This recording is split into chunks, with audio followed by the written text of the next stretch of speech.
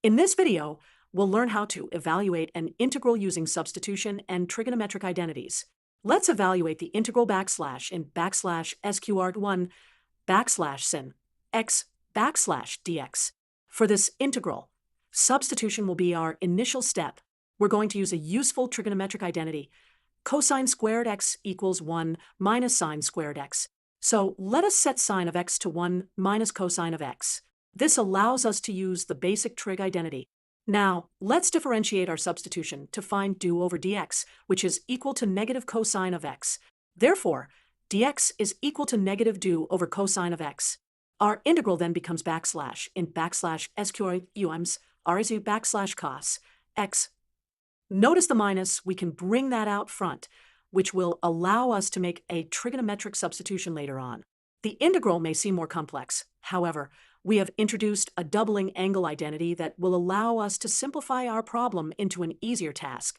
Recall that cosine of 2x is the same as 1 minus 2 sine squared of x. Therefore, we are able to perform another substitution, allowing us to drop down the entire problem. Let's proceed with the second substitution for you.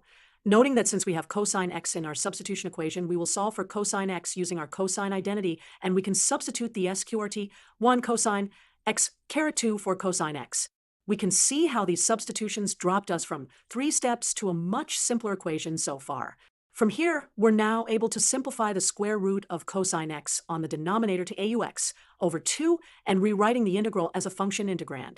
Now we can distribute aux over 2 using distributing u and aux to express the equation simply as a function integrand. Now, let's rewrite the integral in terms of u. It becomes dash backslash and backslash sqrt1u backslash rac do backslash sqrt1u squared. This substitution helps us because now we can just focus on integrating the function simply without worrying about sign anymore. By treating the function as a single term identity, integrating becomes much simpler. This results in the simpler integral being written as, to integrate this expression, we can break the integral into 2 parts. This gives us dash backslash int rac1 backslash sq1u caret 2 do plus backslash and u backslash rac backslash sq1u squared do. The first integral is a standard integral that gives us an arcsine result, while the second is solved through a substitution method. Now, let's compute the results.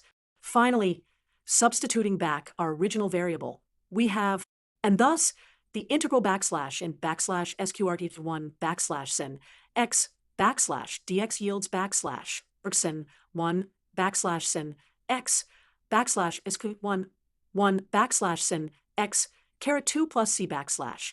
Thank you for watching.